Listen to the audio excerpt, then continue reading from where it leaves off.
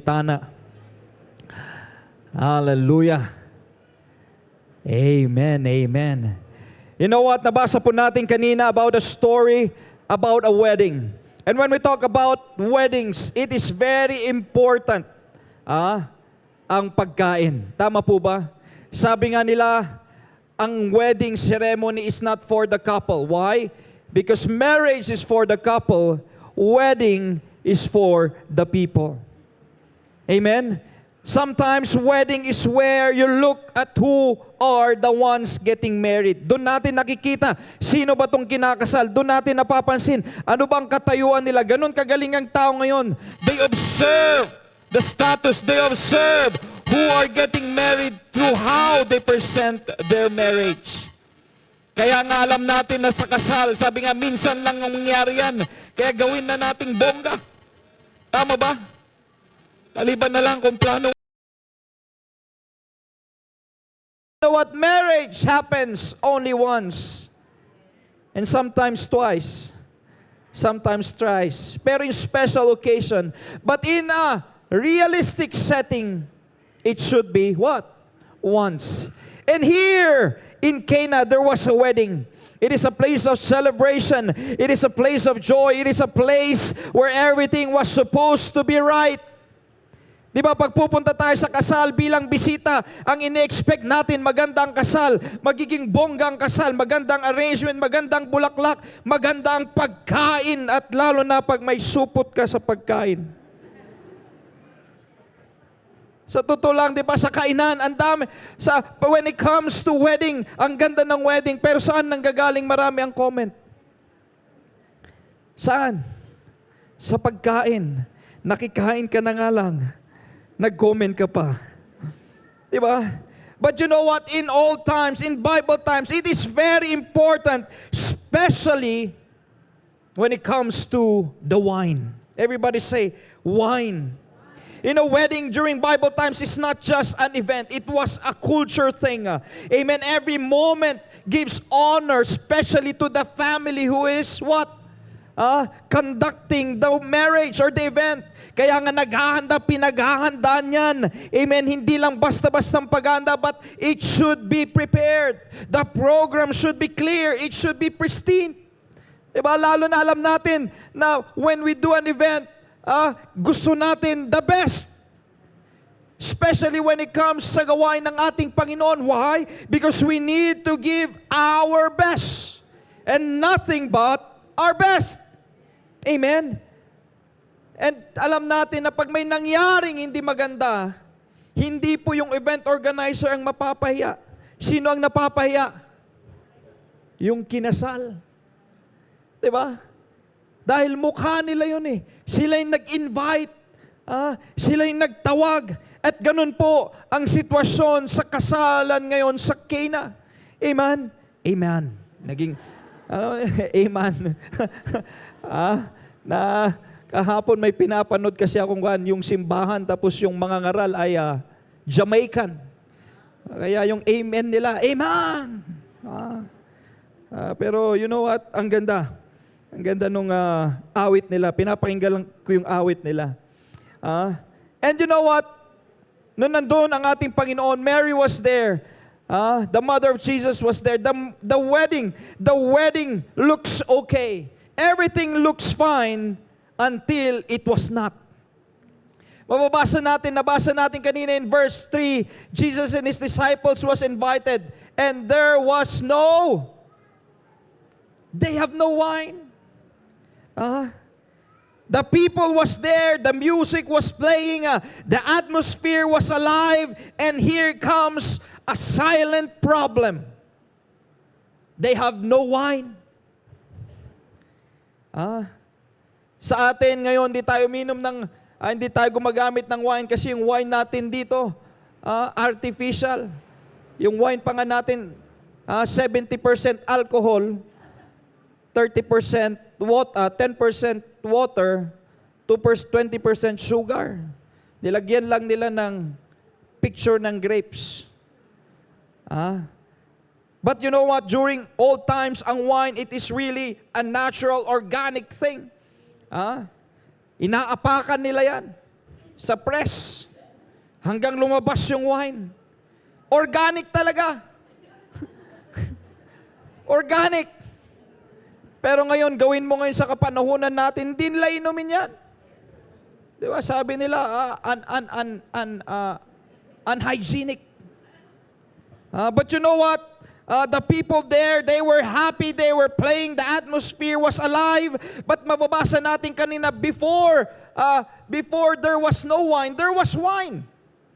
Kaya nga sabi sa verse 9, sabi nung governor, sabi niya, bakit ngayon nyo lang ipapatikim ang magandang wine na ito? Bago na, before pa, pinaubos nyo muna yung mas pangit. But the verse said, in verse 3, there was no wine. You know, pag sinabi mo noon na wala ng wine, sabi ko nga, nakasalala yung honor ng pamilya. Because you know what? It is very important. It is a symbol of celebration. It is a symbol of joy. Part of a wedding. But, what? The wine ran out. Everybody say, the wine ran out. Kaya nga sabi ko, the wine represents joy. At that moment, joy has run out. Strength has run out. Something ran out during that wedding. Kagaya din natin pag minsan, sometimes we are in a celebration. Sometimes we are in an event that is full of joy, full of what? Happiness. But you know what? Sometimes you can be a place of celebration, but still your heart is empty. Diba, pag minsan pupunta tayo sa mga lugar na masasaya, pero tayo wala, alam natin na hindi natin maramdaman. Same thing when we go to church, excited tayo, but deep down inside, we are longing for something. We can smile outside, we can laugh outside, but deep inside, something has run out. Amen, something has run out. Kaya nga during that wedding, everybody was happy, but there is something empty. Something essential is missing in that celebration. You know, pag minsan, akala natin yung mga simpleng bagay lang na yan ay hindi mabigat. Kaya nga, an example during the wedding, everybody was happy. Everybody was joyful. But they don't know that the wine has run out. Ganon din sa atin pag minsan, akala natin masaya tayo, akala natin simple lang, okay lang yan, hayaan lang natin paminsan-minsan. Isang beses lang naman akong hindi makasimba, isang beses lang naman akong hindi makapray, hindi lang makakausap ang Panginoon. It's okay. But you know, that little something, when it is being left, becomes what? Bigger. It becomes bigger and bigger and bigger until you no longer can handle it. Amen? Kaya nga at that moment, hallelujah, Mary knew. Everybody say, Mary knew. Because Mary knew na at that moment when they found out na wala ng wine, you know what will happen? Because the most dangerous thing in life, the most dangerous sometimes in life is when emptiness appears to be nothing. Akala natin yung kawalan, wala lang, simple lang. Yung konting hindi natin paglapit sa harap sa isang linggo ay okay lang. Yung pag-upo natin paminsan-minsan papunta sa likod ay okay lang. Yung hindi natin pag-attend sa mga gawain, minsan lang naman ay okay lang. But you know what? Yung minsan, nagiging kadalasan. At paminsan-minsan, hindi na natin nararamdaman na yung akala natin ay simple lang, ay nagiging buhay na natin. And that is very dangerous. Kaya nga in the wedding in Cana, alam natin, the crowd didn't notice it. Hindi nila alam. But only Mary knew. Only Mary knew. Doon tayo magtataka. Bakit si Mary lang ang may alam? Kaya pag minsan, makinig tayo dahil may aram ang mga Mary na hindi natin alam. At pag nagsalita sila, kailangan nating makinig. Happy birthday po ulit sa aking asawa. Okay ba? Okay ba? Okay. Ayan. The mother of Jesus saith unto him, they have no wine. Diba? Sa kinarami-rami ng tao doon, si Mary. Okay, mapapansin natin na itong si Mary may kinalaman sa kinakasal. Kaya nga invited sila Jesus eh. Hindi po gate crasher sila Jesus at saka disciple. Why? Because we can see that Mary was there. And Mary has a know of things. Alam niya yung mga bagay-bagay. Kaya alam niya na nagkaroon ng kawalan, na wala ang wine. Siguro may nagsabi sa kanya or baka nung pumunta siya doon at kukuha sana siya ng wine, wala ng wine. But the Bible said clearly that Mary, the mother of Jesus, said unto him, they have no wine. And here's a good thing. Ano yun? You know, when it comes to problem, this is the best set of example na pwede natin gawin. You know, Mary found out about the problem, but he didn't go out and declare to the people, yung mga coordinator, wala nang wine, wala nang wine. Hindi niya sinabi doon sa governor, wala nang wine. Hindi niya sinabi sa katabi niya, wala nang wine. Kanino niya sinabing walang wine? He brought it to Jesus.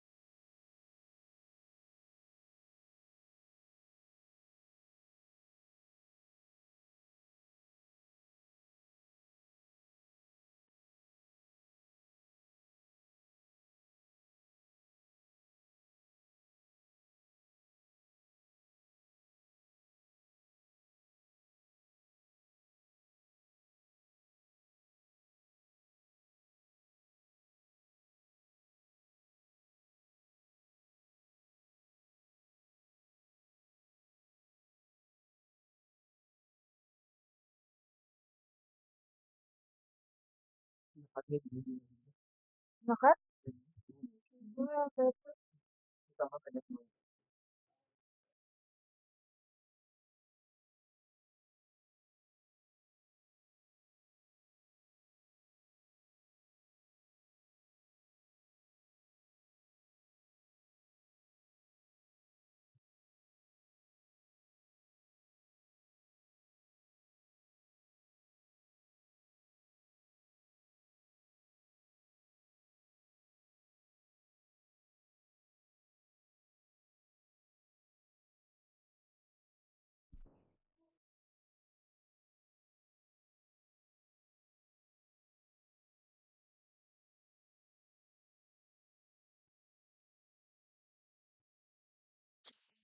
Nagbayad yan.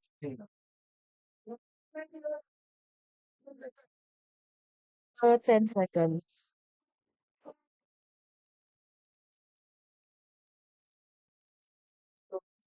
Ha? Ha?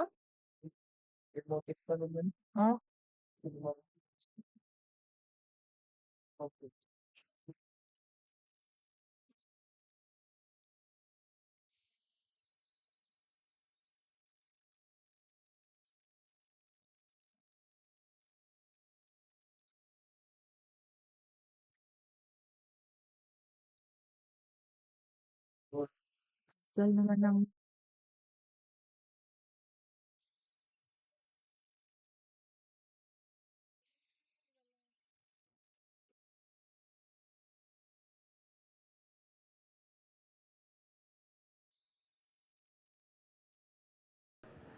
Pag kailangang maghilamos, maghilamos ka.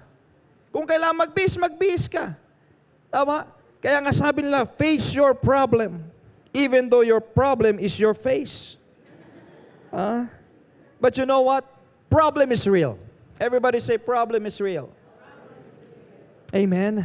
But there's a difference on where you bring your problems. Amen. Yeah, the Bible is very clear. Cast all your cares upon me. Why? Because God cares for us. Mary teaches us something very powerful nung dinala niya ang problema sa ating Panginoon. She didn't deny the problem. Hindi niya sinabi, hindi niya tinago. Hindi niya tinago yung problema, but she handled it properly. Amen. Lumapit siya sa source ng solution. He was short, he was honest, he was direct when he told Jesus, there is no wine. Hindi na siya nagpakipot-kipot na, Jesus, may problema tayo. Ano yun? Malaki. Ano yun? Hindi ko alam kung paano sasabihin eh. Di ba pag minsan, ang dami pang pasikot-sikot, sabihin mo na. There's a saying that says, maturity is not pretending there is no problem, but it is knowing, because only God can. Everybody say, only God can.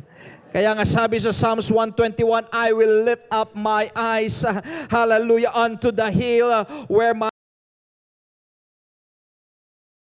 from the Lord who made heaven and earth. Where else can we go? Amen. Maliban sa may likha ng lahat.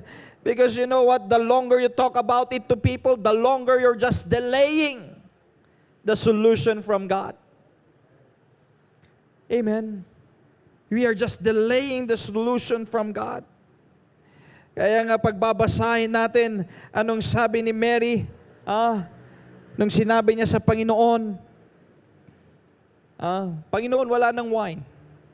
Sinagot siya ng Panginoon. Anong sagot ng ating Panginoon? Anong kinalaman ko dyan? Woman.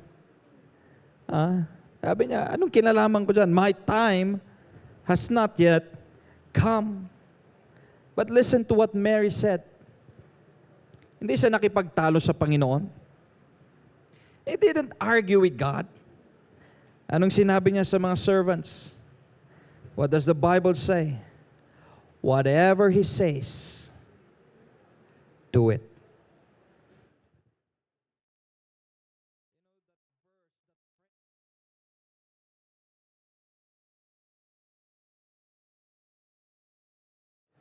whatever He saith unto you, do it. It is not a suggestion. It is not something that you will choose A, B, C, or D. It is a command that must be obeyed. Whatever He saith unto us, we need to do it. Do it! You know, Mary didn't try to fix it by herself.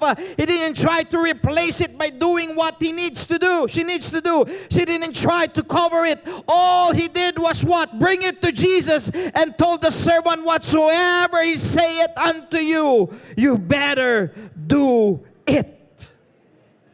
Because Mary understand that when Jesus commands, something happens. Something happens. Amen. Something happens. You know what? The miracle is not activated by the need. At that moment, yes, there was a need. But even though there was a need, there was no wine. No miracle that is happening. Walang nangyaring miracle, even though the need was there. But listen to this, the miracle was not activated by what is needed. But listen, it was activated by obedience. Obedience. Everybody say obedience. Sometimes, yes, we can be desperate, but still miss what God wants us to do. Yes, we can be sincere, but still miss it. Why? Because it is when obedience enter, that's when the miracle, the power of God move. We can be desperate. We can be sincere. But until we obey what He instructed, then the miracle happened. You know what? Jesus at that time gave them an instruction. It was an instruction nobody at his right mind will think that it will solve the problem. Lalo na ngayon. At least ngayon, alam natin. Pero pag sa labas, hihingan ka ng juice, hihingan ka ng, anong hihingin sa'yo? Coke, bibigyan mo ng tubig. Sasabihin mo, Coke yan. Kuwan ko'y Coke, soy gayam. Diba? Naintindihan nyo ba yun? Sa mga hindi nakakaintindi, kuwan yun, deep Greek. Pag minsan, amuyin nyo yung binibigay sa inyo. Jesus told them, fill the water pots with water. What? Even now, wine is not made with water. Yung mga fake lang. Pero yung mga real thing, di ba? Yung mga it's not made out of water. Di ba? Fermentation yan. Yung rice wine, galing yan sa rice. Diba, yung strawberry wine, galing yan sa strawberry. Yung grape wine, galing yan sa grape. Ano pa yung mga wine? Dada Andres, nakalimutan ko na yung mga yon. Bugnay wine. Diba, grape wine, galing yan sa mga prutas. And if you're gonna make wine, you get it from there, not from water. Diba? Hindi po yan galing sa tubig. Kahit yung mga gumagawa ng mga alak, hindi po tubig ang ginagawa nila. Crudo. Grabe ngayon. Grabe ngayon. You know what? They needed wine. But Jesus asked for water. Tubig ang sinabi ng Panginoon. You know what? If the servants there questioned the instruction, what? Water, hindi niya alam ang sinasabi niya. Sayang lang yung pagod natin. You know what? There would be no wine in that wedding. Because listen, God's instruction doesn't always match our expectation. God will not match your expectation, especially if it doesn't align with His plan. The Bible speaks clearly, His ways are higher than our ways. His thoughts are higher than our thoughts. Amen. Who can measure the mind of God? Solomon, the most wise human being na nabuhay, second to Jesus. declared Himself that who can fathom the mind of Christ? Kaya huwag nating sasabihin na, ganito ang gusto ng Panginoon. Mag-ingat tayo. Amen? When we declare our will and declare it God's will. Because listen, God will not always give you what you ask for. Amen? But listen, He will give you an instruction to lead you to it. Sometimes we pray, God, give me this. God, bless me with this. Pag binigay mo ito, Panginoon, gagawin ko ito. Pag binigay mo ito, Panginoon, maglilingkod talaga ako. Panginoon, pag ginawa mo akong CEO, gagawin kong 4 days, dapat lahat magsimba. Anong posisyon mo ngayon? Magsimula ka dyan. Because listen, before you ask for something that you need, God has already given you the tool to reach that need. Amen. We are looking for something that is already been given. Ang Panginoon, sabi nga, David said, I have never seen the righteous forsaken nor his seed begging bread. But listen, not everyone is blessed financially. Not everyone is blessed materially. But listen, David's declared that he has never seen anyone forsaken nor his seed begging bread. Why? Because everyone was given the right tool to reach the plan that God wants you to do in this life. Because listen, when God gives a vision, He will always provide the provision. Amen? Kaya nga sinabihan niya itong mga servant na ito, sabi niya, punuin nyo ng tubig water. Amen. Fill the water pots with water. And listen to this, that instruction was not easy. Amen. Why? Because that water pots during Bible times, yung water pots na ginagamit for rituals. Sinabi yan sa Bible, it was used for rituals. Amen. According to scholars, it was what? 25 to 30 gallons. Ang water pot na yan, hindi lang po yan water pot. Malaki po yan, water pot. And noon, wala po noon deep well na pwede silang magbomba. Wala po doon, matik na pipindutin nila at dadalo ang tubig. No. During those times, ang tubigan, ang source nila ay balon. At tandaan natin, wala pong balon sa loob ng bahay. They have to go out. And at that time, it was in a province, it's a small town. And in a small town, iisa lang ang kanilang water source. Mostly, ang kanilang water source ay nandoon sa sentro ng town. And the servants has to go there, pick up a pile, and then get water, and then they bring back and pour it out. They cannot carry the water pot there and pull and fill it up. Why? Because according to scholars, it weighs about 50 kilos. Ng 115 liters, which is equivalent to 1 kilogram per liter. Ilan na yon? 165 kilos. Wala naman tayong 165 kilos dito. Diba? Yung sarili nga natin, di natin mabuhat. Yung pa kaya. So just imagine, yung task na gagawin ng mga servants na ito, na kailangan nilang pumunta doon, they have to carry the pot, balagyan nila ng tubig, balik sila, at ibuhos sila, at balik ulit sila. How many times? It was 6 water pots. So if you multiply that, that is about what? 600 plus liters, sabihin na natin 700. So how many times they have to go back and fill it up, and pour it out, and fill it up, and go back, and pour it out. Heavy. Amen. But listen, they obeyed. You know, sometimes in life, even though it's hard, all you need to do is keep doing it until it is filled. Amen. We are waiting for the breakthrough. We are waiting for the miracle. But all we have to do is just keep on going. Yes, sometimes it looks hard. Sometimes it looks tiring. But let me tell you, when the pot is filled, it's gonna be wine. Amen. And they did it.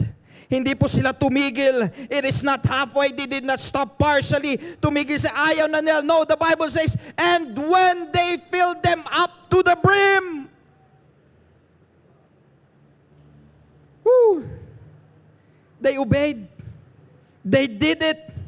No question asked. Sumunod sila. Hindi nila dinelay. Hindi sila nagrason. Hindi sila nakipagtalo. You know, sometimes delaying the instruction of God really delays what God really wants us to have. Because, listen, God is never delayed when it comes to His promise. It is just us. It is just us. Kaya nga the Bible speaks that His blessings will run past us. Nauna na yung pagpapala eh. Naghihintay na yung pagpapala. Hindi tayo ang hinihintay hindi tayo ang naghihintay sa pagpapala. Yung pagpapala ang naghihintay sa atin. So if we will stop halfway, and then that caused the delay. Amen? Amen ba mga kapatid?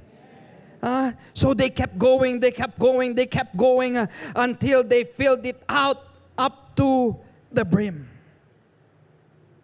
Because why? Jesus said it. Jesus said it. I want to say that again. I want to make it clear. Because Jesus said it. You know what? If Jesus said it, there is no reason to not obey it.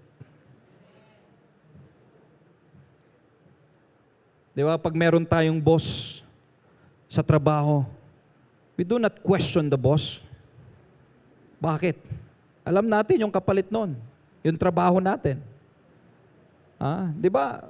Meron, pag sa trabaho nga, ang aga natin, ayaw natin malate.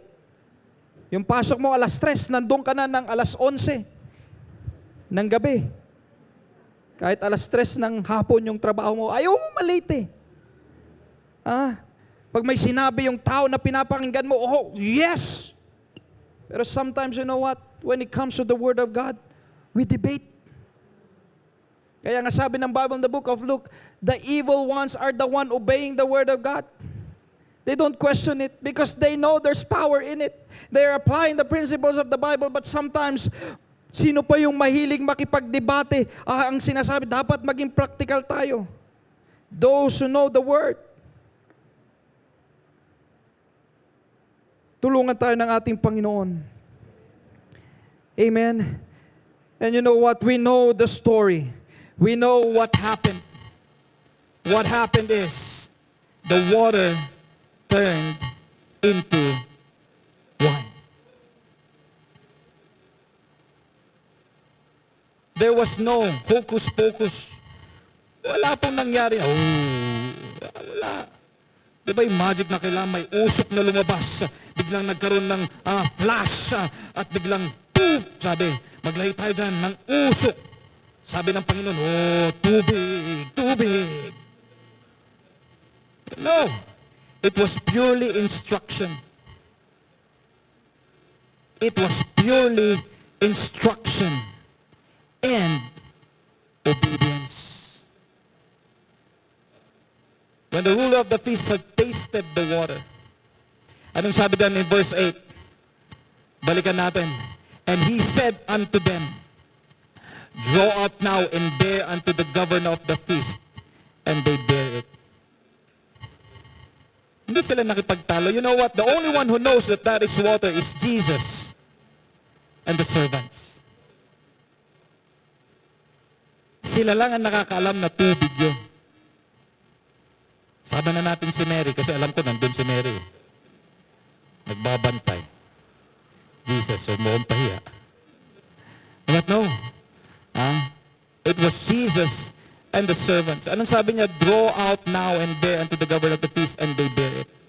And listen to this. And when they gave it to the governor, when the ruler of the feast had tasted the water that was made wine, and knew not whence it was, he is not aware that that was water. Hindi niya alam na ito ay tubig. Hindi niya nga alam na nawalan ng wine eh. He was what? Ignorant of what is happening. Pero yung servant, anong ginawa? Sumalok, binigay doon sa governor. Yung servant, sabi niya, bahala ka dyan. Tubig ito. Hindi niya nga tinikman eh. Diba? Sumunod lang siya. What instruction was given, he did not add to it. He did not change it. He just obeyed it. Why? Because Jesus said it. Ang sabi sa kanya, whatsoever he say it, you better do it. No question asked. So nung ginawa niya, sinunod niya. Sumalok siya, ibinigay niya sa governor. At listen, but the servant which drew the water knew. The governor doesn't know. And the governor of the feast called the bridegroom. Anong sabi sa verse 1? And he said unto every man at the beginning that set forth good wine. And when men have well drunk, akala namin good wine na yung una. Then that which is worse. Pinainom niyo pala yung worse. But thou hast kept the good wine until now. Let me tell you, when God touches something, it becomes extraordinary.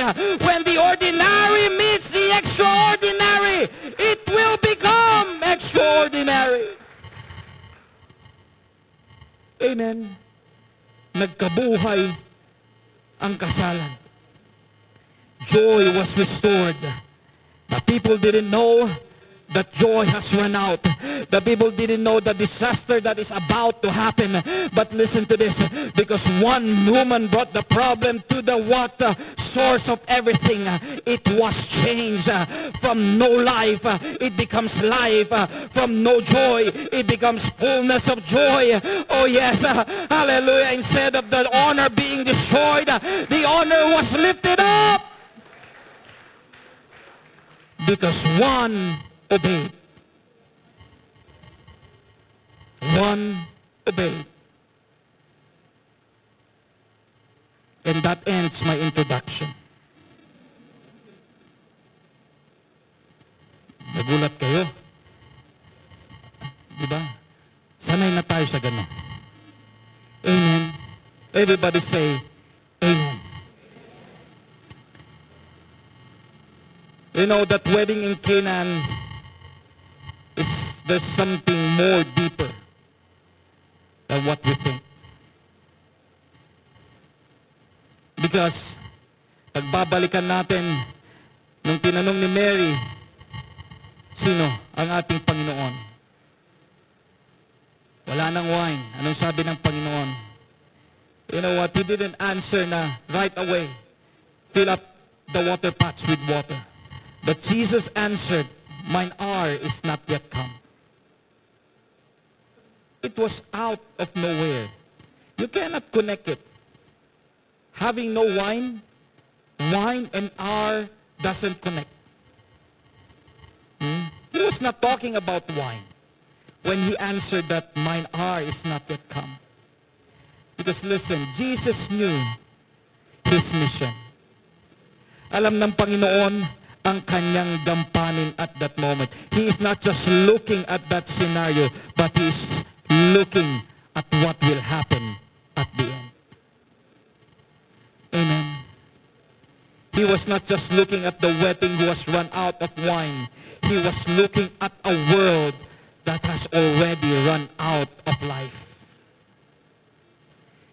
Ang mundong ito, alam natin, hindi na po bago yan. Sasama talaga ng sasama yan. Pasama ng pasama. The world is corrupted. It is corrupted. Amen. It has been corrupted. Because tandaan natin, it was not just in Canaan where the wine ran out. No. Hindi po doon sa Cana nagsimula na nawala ang wine. Before Canaan, there was another place. And it was a garden. It was a garden. And in that garden, alam natin yan, everything was full. There was full of joy. Amen. Everything was abundant. There was no sin, there was no shame, there was no death. It was a perfect environment. It is a place where man and God can walk side by side. It was a place where God can communicate with man and man with God. Isipin nyo, wala na silang hahanapin, wala na silang pangangailangan. It was there at their fingertips. Whatever they want, it is there. They were in the middle of perfection. They were in the middle of abundance. They were in the middle of joy, of righteousness, of God's glory. It was a perfect environment. But even in a perfect environment, a small thing crept in. Napabayaan, at hinayaan. Because of one man's decision. One man's decision. Instead of obeying, instead of choosing obedience, he chose disobedience. Amen. It was a small thing at first. A small creature left unchecked. Sa totoo lang, napakaliit lang yan. Compare to the whole Garden of Eden. Comparing it to what they are facing. A small speckle of dust, sabi nga nila eh. A small thing. But why? Na kung ano pa yung maliit, yun pa yung hinanap. Ang mahirap pag minsan if we put our focus on the wrong place. Because if we put our eyes and focus on something, even if it is small, it will cover our whole sight. Kahit gaano kalit yan, kung tititigan mo yan at diyan ka nakafocus, you will not look at anything else. So be careful. Amen. Nabasa natin kanina, Romans 5:19, by one man's disobedience, many were made sinners. In at that moment, when disobedience happened, quick twinkling of an eye, you know what? Righteousness ran out. Innocence ran out. Fellowship ran out. Amen. Yung lugar na napakaganda na nandun na sana lahat. Hallelujah. They were what? Brought out. Like the wedding in Canaan. The wedding was what? It was there. It looks joyful. It looks empty. Amen. They were alive at that time. Adam and Eve was alive at that time. But at the moment of disobedience, it became empty.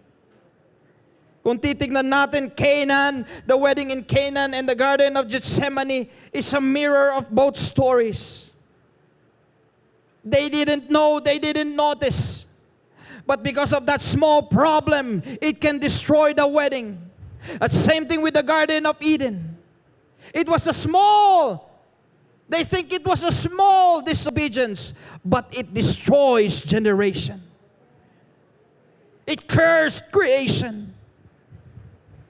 But listen, we cannot fix what happened in Eden. That is the reality. We could not fix it, even if we want to. Ganon din si Mary. He cannot fix it, even if she wants to. There is a similarity between the two stories. Adam cannot fix the problem. He could have stopped it if he just obeyed. Same thing with Mary. She wants to fix the problem, but she knows she can't. And there's two different solutions in the two different problems. Because the Garden of Eden the story of the Garden of Eden didn't stop in Eden. There was another garden. there was another garden. Because if one garden starts the destruction, another garden was about to start restoration. Because when Jesus steps into the garden of Gethsemane, listen, it was not a place of celebration. It was not a place where Jesus can, be happy and laugh and jump. But listen, Jesus knew at that moment that that garden was a place of crushing.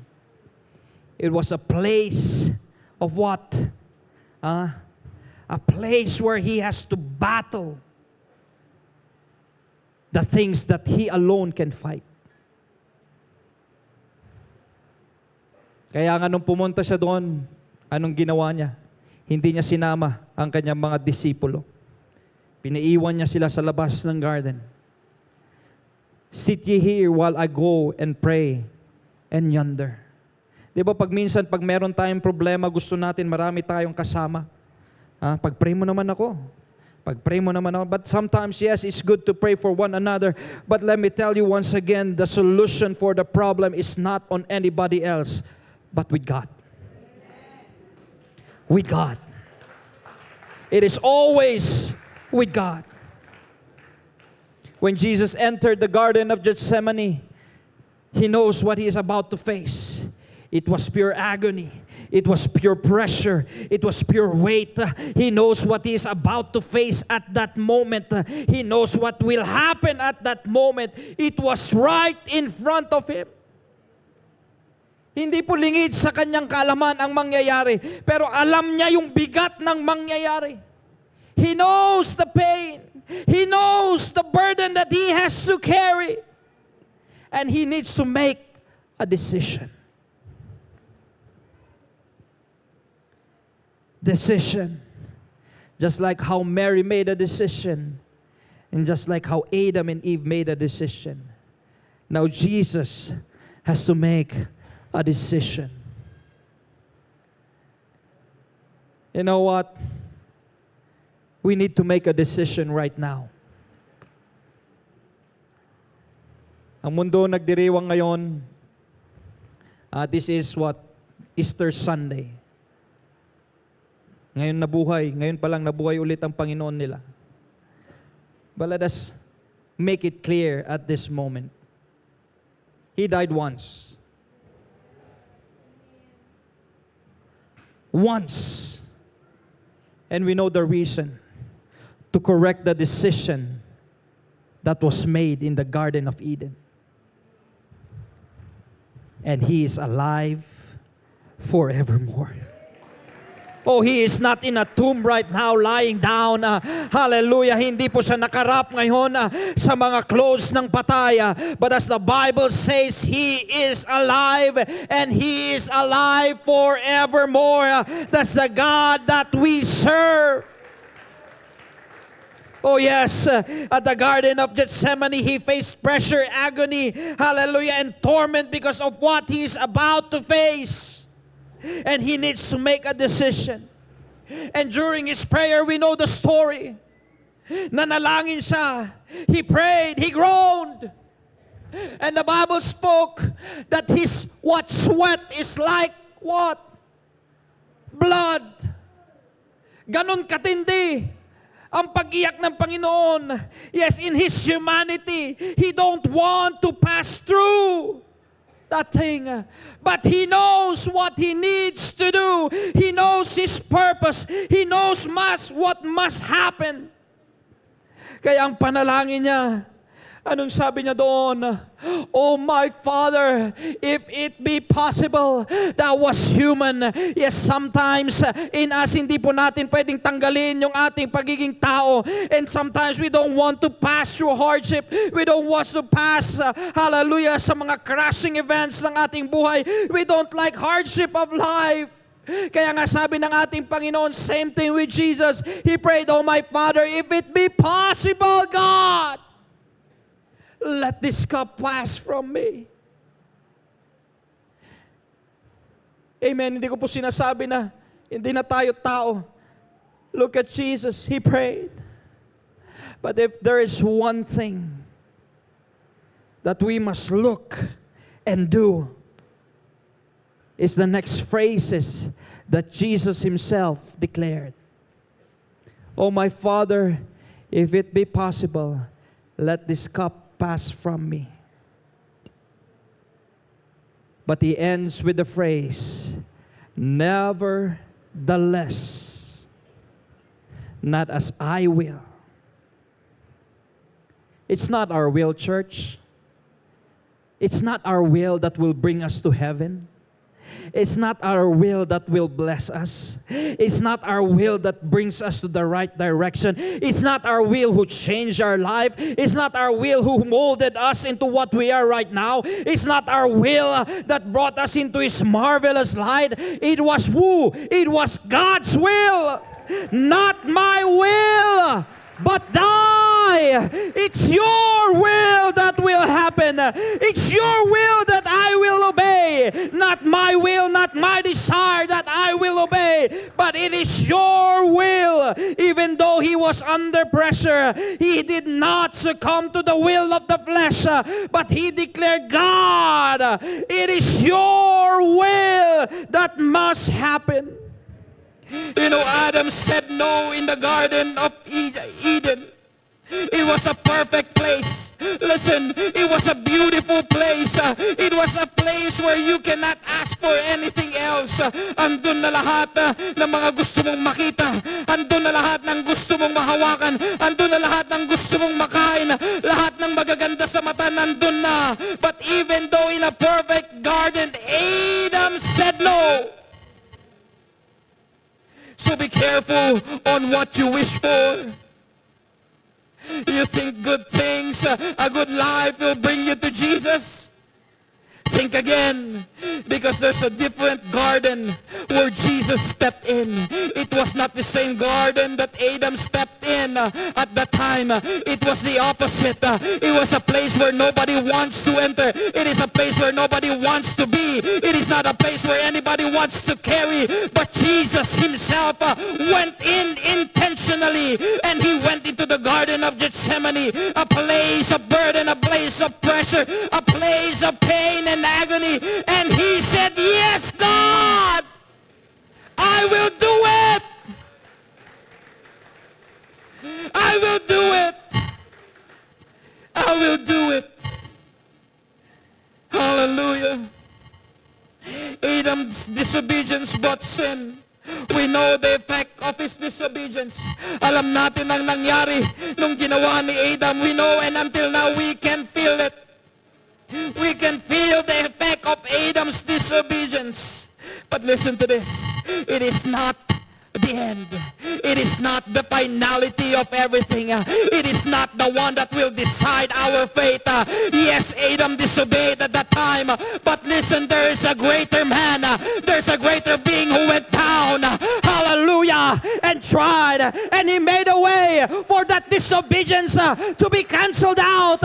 For death to be canceled out. And he obeyed. He obeyed. He obeyed even the death of the cross. Jesus' obedience brought salvation. The Bible speaks clearly, by one man's disobedience, sin entered to the world. But then, that is Eden. There's another story that came in. And that's the garden in Gethsemane. So by the obedience of one man, shall many be made righteous. You know what? The miracle in Canaan was not because of the water. It's not because of the water pots. It's not because what? Dahil nakalagay doon sa pot na yon, kaya naging wine yung tubig. The servants can say no. Pwede silang humindi. Hindi nila kilala si Jesus. Si Mary kilala niya. And they don't know who Jesus is. But you know what? They said yes. It only takes one word. And that is yes. Philippians 2:8, the Bible says, He became obedient unto death. Jesus did not do a partial obedience. Hindi sa sumunod where it is convenient for Him. No. He did it even though He knows the result.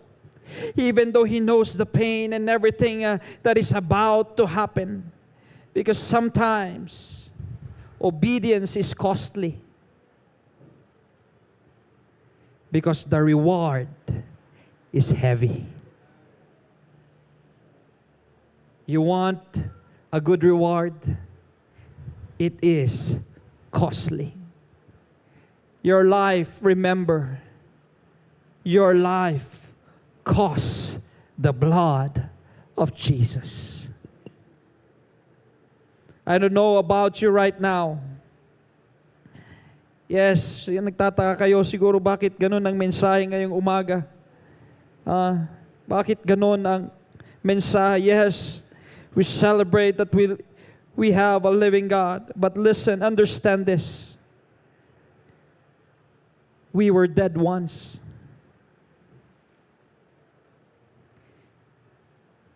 We were dead once.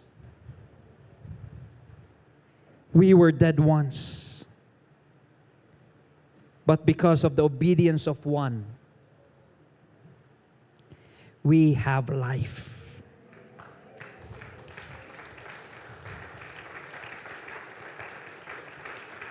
Because at the obedience of one, listen, because one obeyed, death is not the final of everything.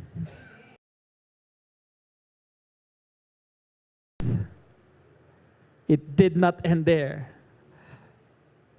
But the gift.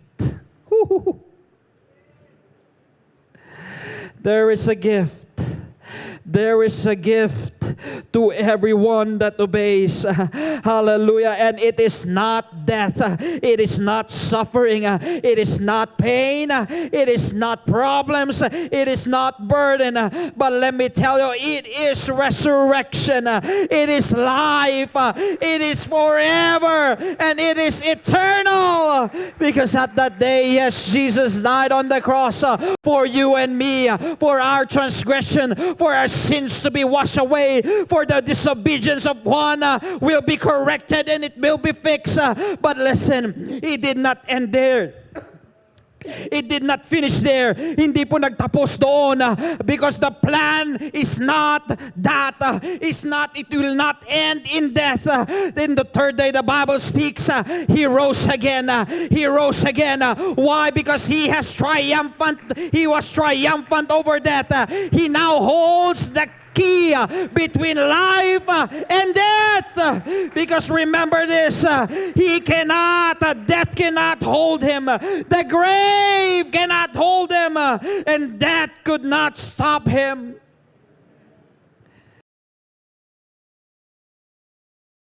The same God, the same Christ, the same Jesus who rose up, who stepped on that wedding, who made the water into wine, who rose up from the grave. He died on the cross, yes. He was buried in the tomb, yes. But He rose up in the grave. Let me tell you, He is here right now. He is in our midst right now. He is stepping in right now. And He is about to step in your life right now. Whatever your problem is, you might be running out of wine. You might be running out of joy. You might be running out of whatever things you think you're running out of. But Jesus is about to step in. Jesus is about to enter in. All you have to do is let Jesus walk in and do what He wants you to do. Because let me tell you, even if things run out, when Jesus comes in, it will be filled. healed. It will be changed. It will be renewed. It will be strengthened. It will be delivered. Hallelujah, because God is in. As we stand up this morning,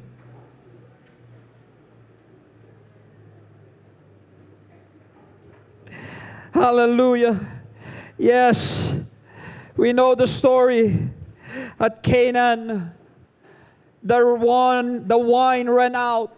Naubos ang alak. The wine ran out. At Eden, the same story. Life was lost. It ran out. But let me tell you, it's not the conclusion of the whole matter. Just like how Mary knew the impact of not having a wine. And we knew the impact of Adam's disobedience. It was not the conclusion. It was the start of something greater. Because at Gethsemane, one obeyed. Obedience was chosen. At Calvary, we know what happened at Calvary. Itong mensahe na ito paulit-ulit. We know what happened. It was not an easy task. It was not something that anyone would want to do. Nakikita natin sa labas ginagawa nila, but you know what? It only happens once. And it has already done its purpose. At Calvary, blood was shed. Alam natin na dapat tayo ang nandoon. Pero alam rin natin na kahit tayo ang nandoon, walang magagawa. Yung dugo natin.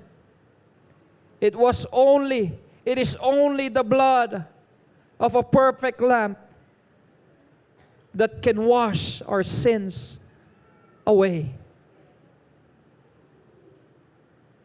Oh, what a sacrifice. What a sacrifice. But we know what happened. He was laid on a tomb. But again, it was not the conclusion of the story. It was not the end. Because came the resurrection.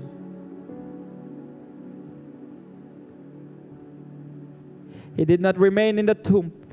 Hindi siya nanatili doon sa libingan. But He rose up again. And because of that resurrection, life was restored. Once life was lost because of one's disobedience, then life was restored again because of one man's obedience. Yes, one man lost in a garden, but another man came and restored it in a garden. Church, let me tell you, it's not about Canaan, it's not about Eden. It's about you. It is about you right now. The question is about you. Jesus obeyed. The servants obeyed. The question right now is, will you obey? Will you listen to the voice that say, my will, my need, my want, my desire, my plan? Or will you listen to the voice that says, thy will, God. Thy will, God. Thy will, God. Because listen, life will follow where you surrender.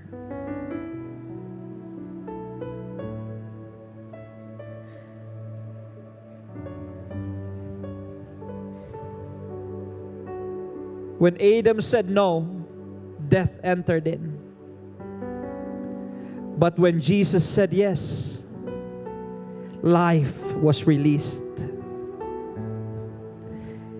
And the same Jesus, I want to remind and tell every one of us, the same Jesus who stepped in the Garden of Eden, the same Jesus who stepped in the wedding in Canaan, the same Jesus who stepped in the Garden of Gethsemane, the same Jesus who stepped in on the cross, the same Jesus who went into the tomb, the same Jesus that was resurrected again, is the same Jesus that is here right now in our midst.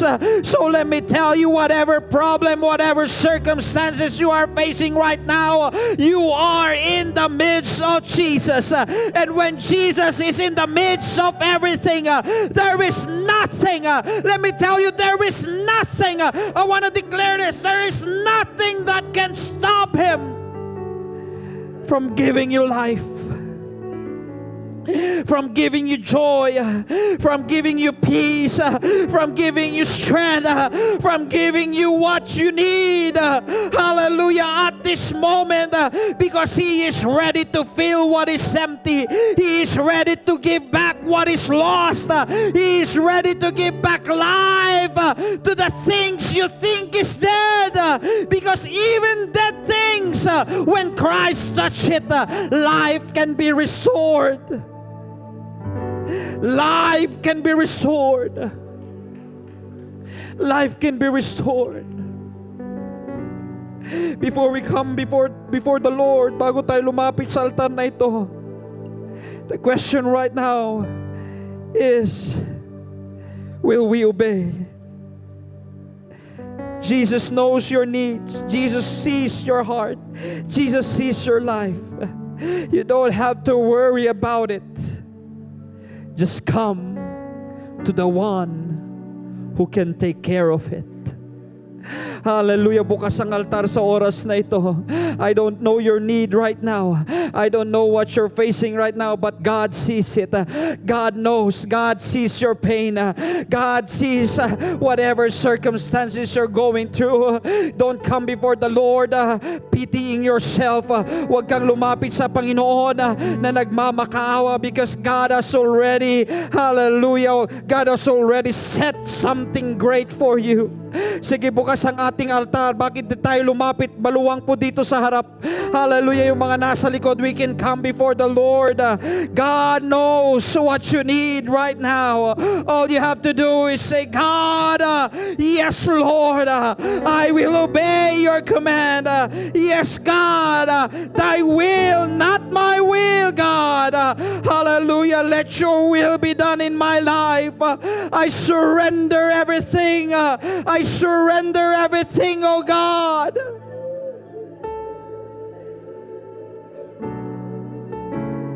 Oh yes, oh yes, oh yes. Sige, this is your moment. This is your time. Hallelujah. This is not a place where we can watch. This is not a place where na matutuwa tayo na may napupuspos. This is also your place where you can connect with Him. Hallelujah. Yes, you might not be facing some problems right now. You might not be facing something, hallelujah, pressure right now. But let me tell you, you still need God even now.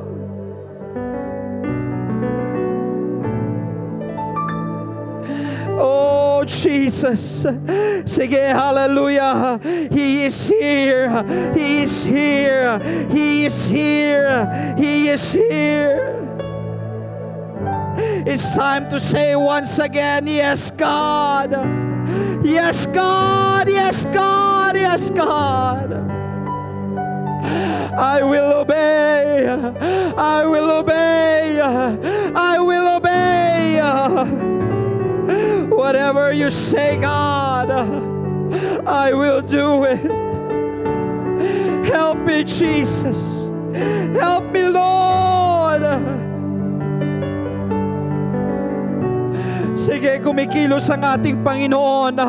Let the Spirit of God move mightily in your heart right now. Hayaan mo na kumilos ang ating Panginoon sa iyong puso. Hayaan mo, hallelujah, that God will touch you today. Don't let this moment pass by na hindi mo nararamdaman na hindi ka napupuspos. Yes, you might not be at the bottom of your life, but let me tell you, it's because of Him that you are in your place right now. It's because of Him that you are enjoying right now. You are in the place of goodness, of blessings right now, because God wants you to be there. But remember, even in the times where you are down, even in the times where there is pain, where there is sorrow, when there is problem, when there is storms, when there is lacking, let me tell you, God is still there. God is still there. God is still there. God is still there.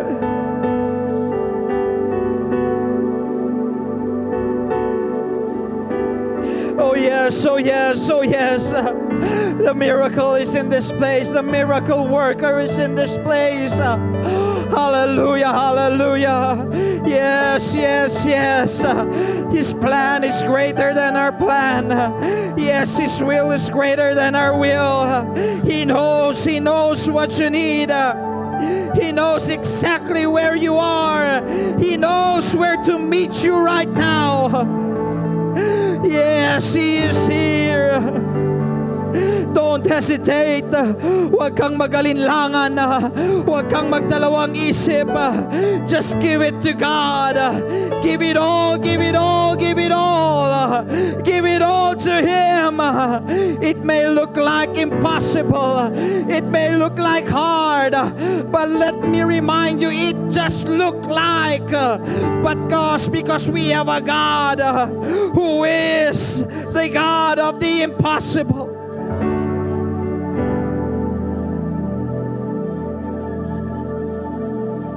Hallelujah. Yes, yes, yes. It's time to respond to Him. It's time to respond to His call. It's time. This is the moment where we say, yes, God.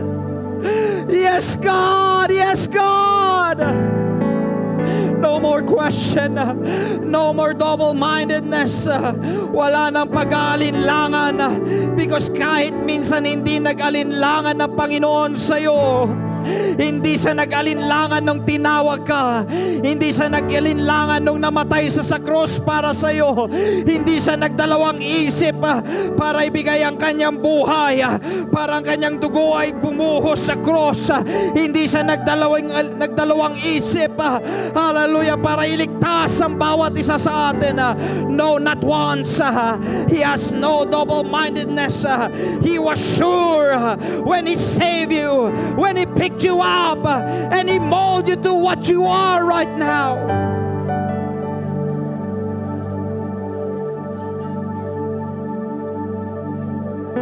Oh yes, oh yes, oh yes. Hallelujah, hallelujah. Sige, kumikilos ang ating Panginoon habang umaawit ang ating mga singers. Yes, this is your moment. This is your time. Don't let it pass by. Huwag tayong magmadali. Matagal, meron pa tayong oras. Hallelujah, hallelujah, hallelujah. Enjoy this moment. Enjoy this moment. Enjoy this gift. Enjoy this life that God has given you. Yes, enjoy His presence. Enjoy Him at this moment. Oh! Hallelujah, hallelujah, hallelujah, hallelujah.